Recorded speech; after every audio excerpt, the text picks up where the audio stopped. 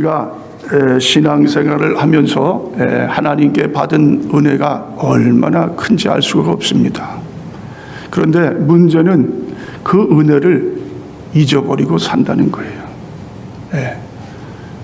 자, 여러분, 이스라엘 백성들이 애굽에서 탈출을 합니다.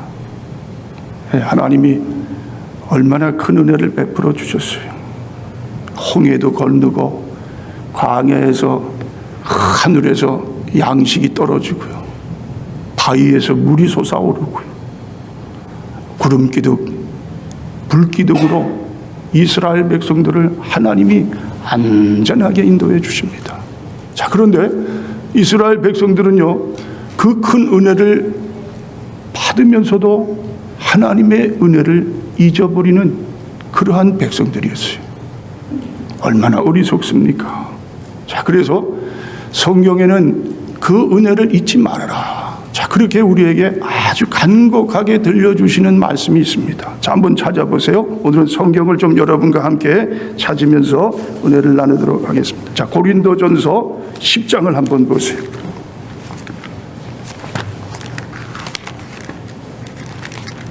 자, 고린도전서 10장 5절 6절입니다.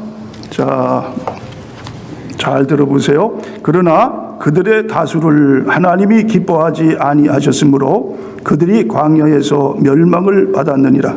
이러한 일은 우리의 본보기가 되어 우리로 하여금 그들이 악을 즐겨한 것 같이 즐겨하는 자가 되지 않게 하려 함이니. 자, 이스라엘 백성들이 광야에 하나님의 인도하심을 받고 기적 같은 삶을 살았는데 그 은혜를 잊고 계속해서 범죄합니다. 하나님을 대적합니다. 그러니까 어떻게 됐어요? 결국 그 이스라엘 백성들이 하나님이 약속하신 가나안 땅에 들어가지 못하게 되는 그러한 결과가 있게 됩니다. 네, 그렇죠. 거의가 다 불순종한 백성들은 그러한 멸망을 받게 됐다. 그러면서 뭐라고 합니까? 그것을 잊지 말아라. 그렇죠? 자, 이러한 일은 우리의 본보기가 되고 있다. 그러니까 어떻게 해서라도 우리 하나님의 백성들은 끝까지 믿음을 지키고 하나님께서 우리에게 약속하신다. 그것이 뭐예요? 천국에 다 들어갈 수 있는 그러한 자가 되어야 한다. 자, 그렇게 말씀을 합니다. 자, 여러분, 세상에서도요, 아이가 태어나면 성장하기까지 많은 고비가 있어요. 그렇죠? 네? 많은 것을 겪으면서 살아갑니다. 어릴 때 무슨 주사도 맞지요. 그렇죠? 또 어머니의 정성 어린 보살핌 가운데에 자라나는 거예요.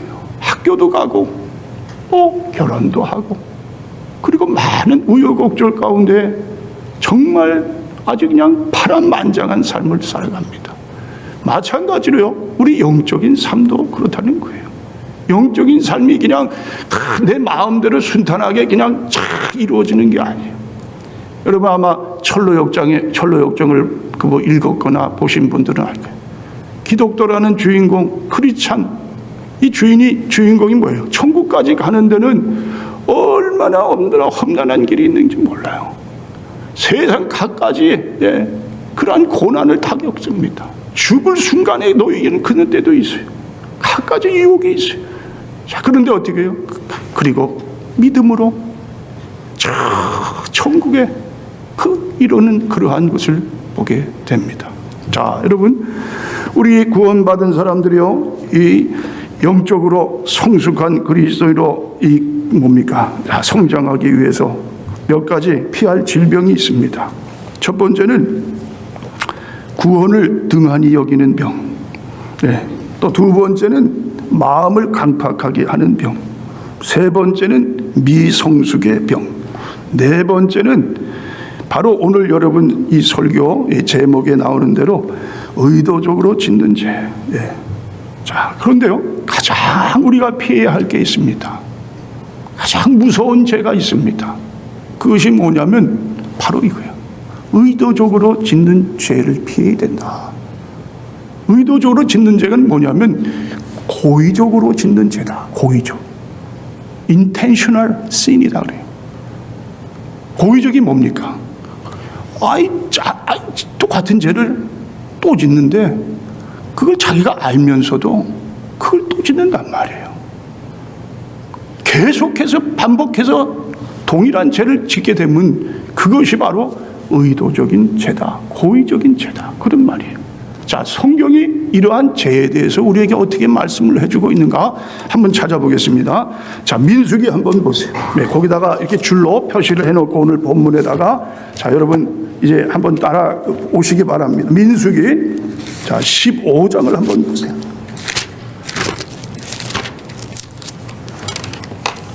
22절로 쭉 봅니다. 22절 31절까지니까 좀 깁니다. 잘 따라오셔야 됩니다.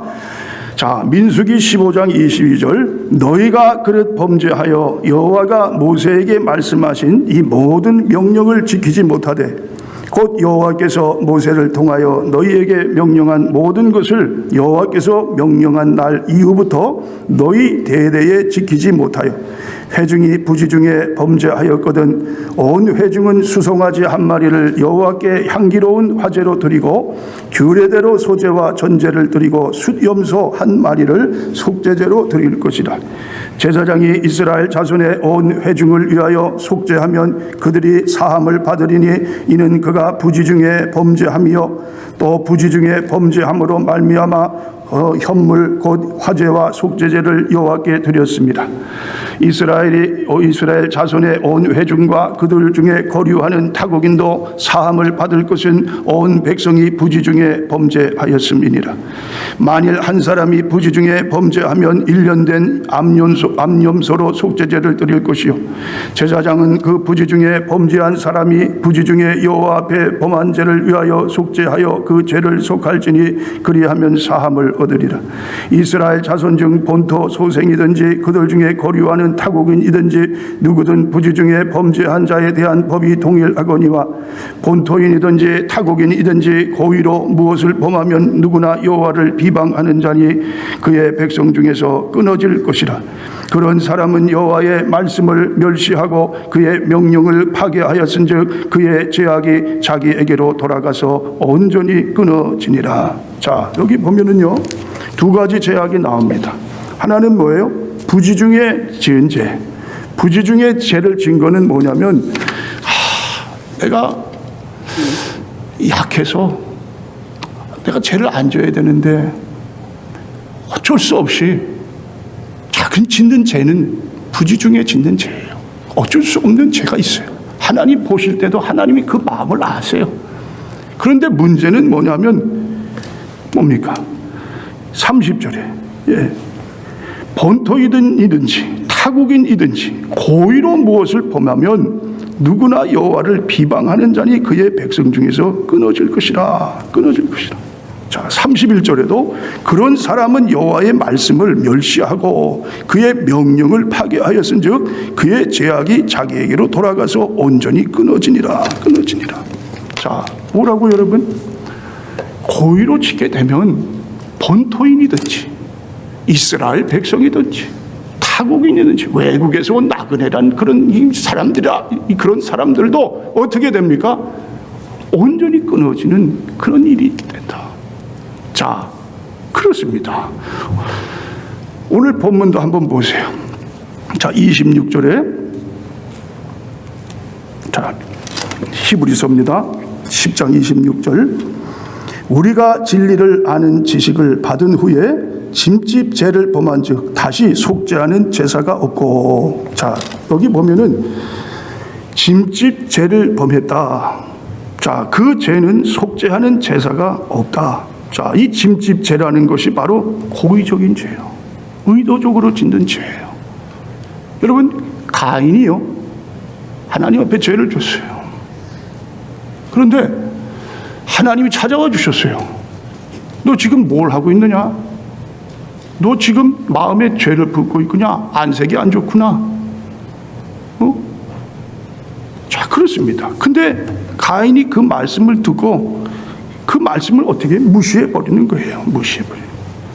그리고 계속해서 계획을 짜고 있는 거예요. 하나님이 찾아와 주셔서 너 안 된다. 그 죄를 지면 안 돼. 그런데 가인은 그 말을 무시하고 어떻게 해요?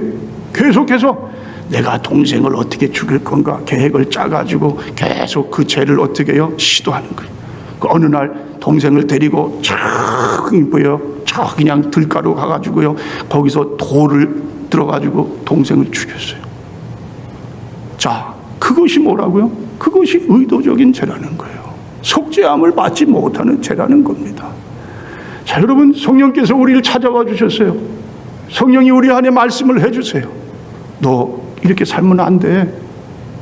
너 지금 네 안에 죄를 품고 있는 거 빨리 그거를 회개해야 돼.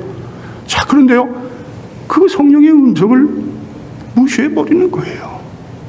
그리고 계속해서 그 죄를 의도적으로 계획하면서요, 그거를 계속 짓는 거예요. 자, 여기 보면 26절에 보세요. 자, 우리가 진리를 아는 지식을 받은 후, 자, 여기 보면 진리를 아는 지식이라는 지식이라는 말이 나옵니다. 이 지식은요, 헬라어로 두 가지가 있어요. 하나는 그노시스라고 그럽니다. 그노시스라는 것은 일반적인 지식이에요. 네, 그노시스. 네, 지식주의자. 그런데 또 한 가지는 에피그노시스라는 말이 있어요. 에피그노시스라는 말은 뭐냐면 아주 특별한 지식이에요. 특별한. 에피라는 말은 뭐냐면 위로부터의 위에서 우리에게 주시는 지식이 뭡니까? 성령께서 말씀해 주시는 지식이에요. 하나님이 우리로 하여금 깨닫게 하는 지식이에요. 그 지식은요, 그저 내가 예수님 나를 위해 십자가에 달려 돌아가셨지, 그 정도가 아니에요.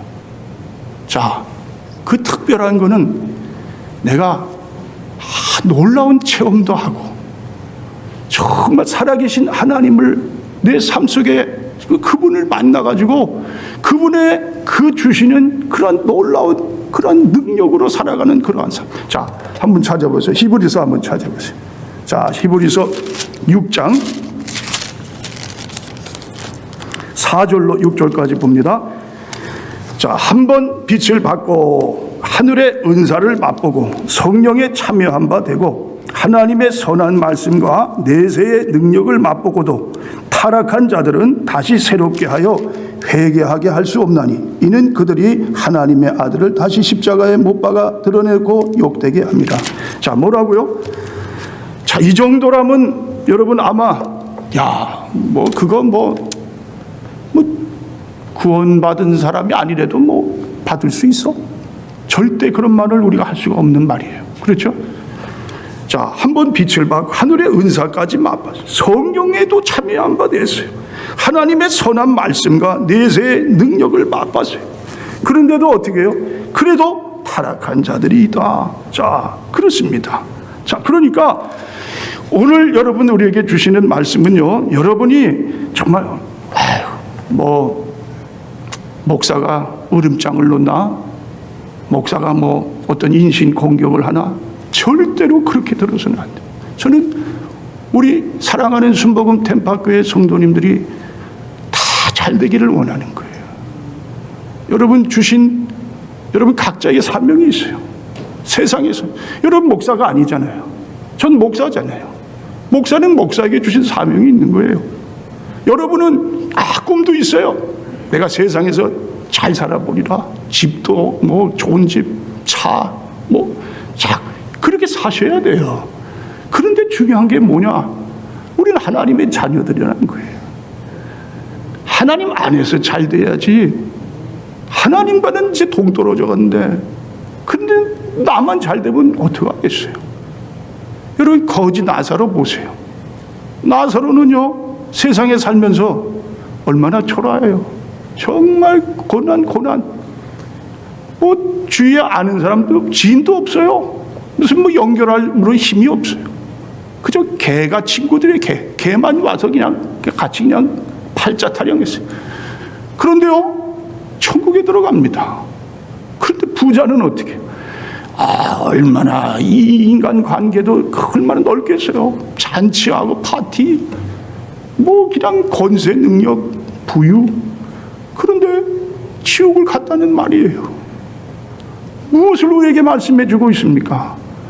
세상에서 아무리 내가 그냥 호화롭게 내가 내 마음대로 그냥 다 누리고 산다 할지라도 결국 하나님께서 부르시는 곳까지 가지 못한다면 그 삶이야말로 얼마나 비참한 삶입니까? 그것을 우리에게 말씀해 주시는 거예요.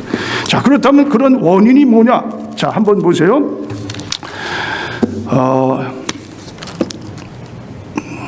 29절입니다. 10장 히브리서 29절에 보시면은 하물며 하나님의 아들을 짓밟고 자기를 거룩하게 한 언약의 피를 부정한 것으로 여기고 은혜의 성령을 욕되게 하는 자가 당연히 받을 형벌은 얼마나 더 무겁겠느냐 너희는 생각하라. 자, 여기 보면요, 이러한 죄를 짓는 것, 의도적으로 짓는 죄를 짓는 원인은 뭐냐? 하나님의 아들을 짓밟는다는 거죠. 짓밟고. 하나님의 아들이 누구예요? 우리를 구원하신, 그렇죠, 예수 그리스도.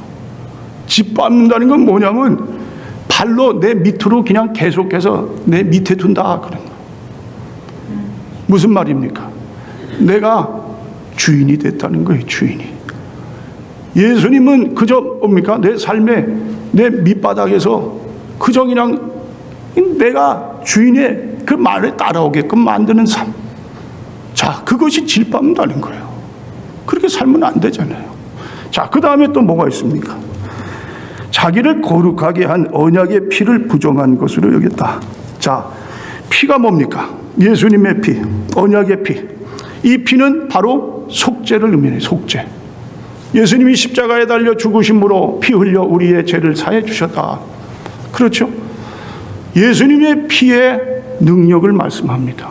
근데 한국에요, 감리교 교수가, 오래된 이야기입니다. 예수의 피나 돼지 피나 뭐가 달라?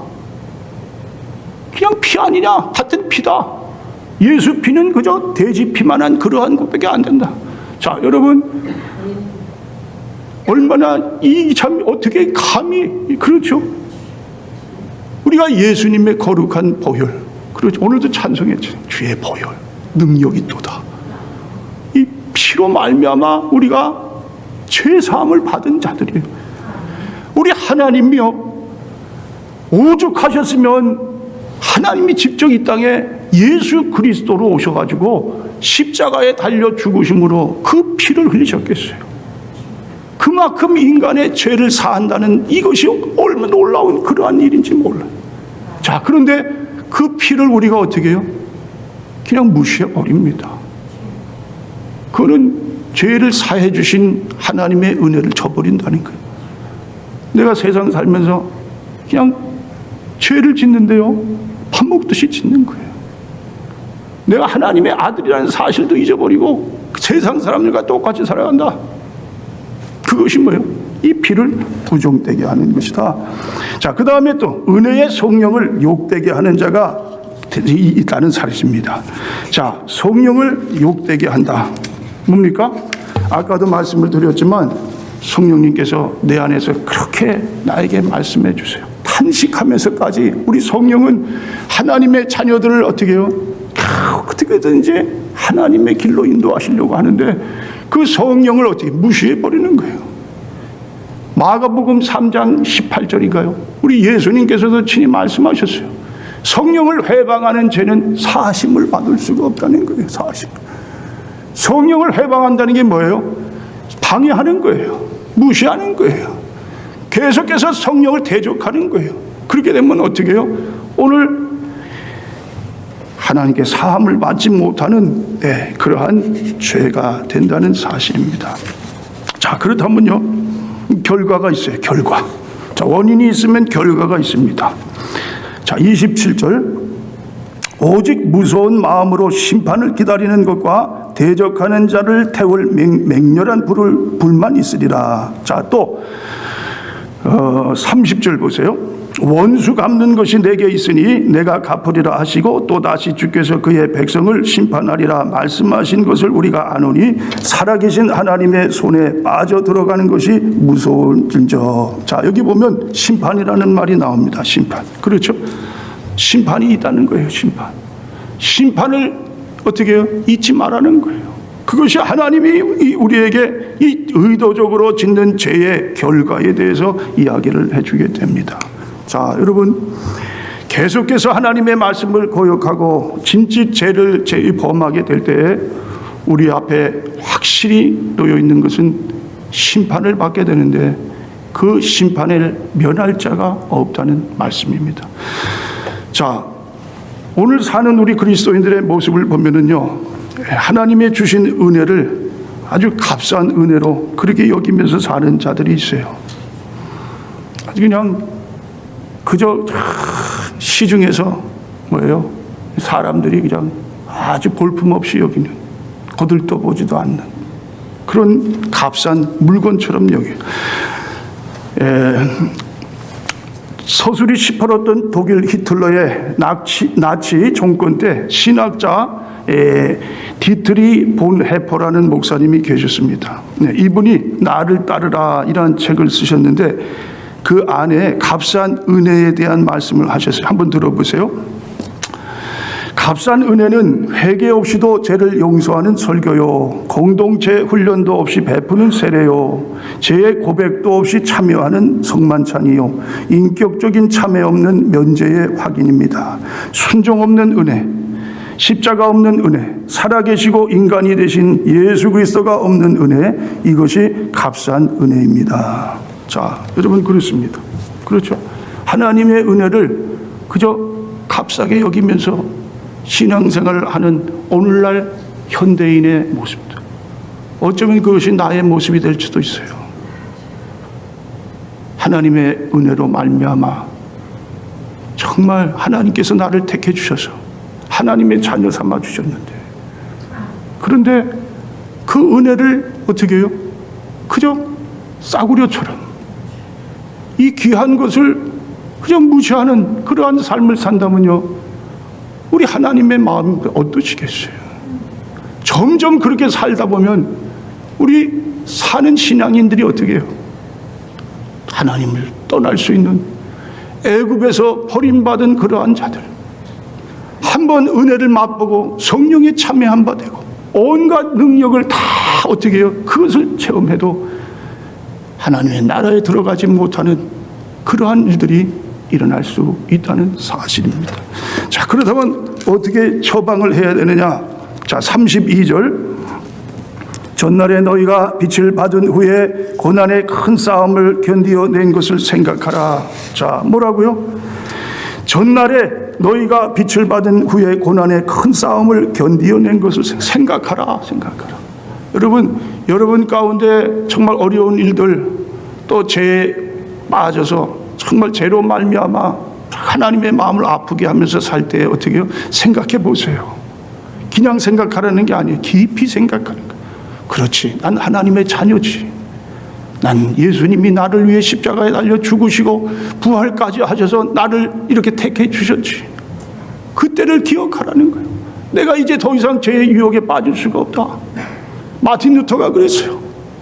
자, 우리 믿는 사람들 머리 위에 뭐가요? 까치가 날아다녀요.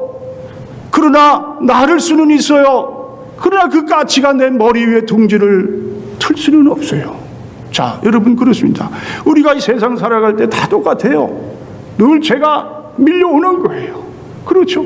그런데 어떻게 해요? 그 죄가 우리 머리 위에 둥지를 틀 수가 없는 거예요. 죄로 말미암아 우리가 뭐예요? 세상 속에, 세상 마귀에 빠져가지고 그냥 멸망의 자식이 될 수가 없다. 그런 말씀입니다.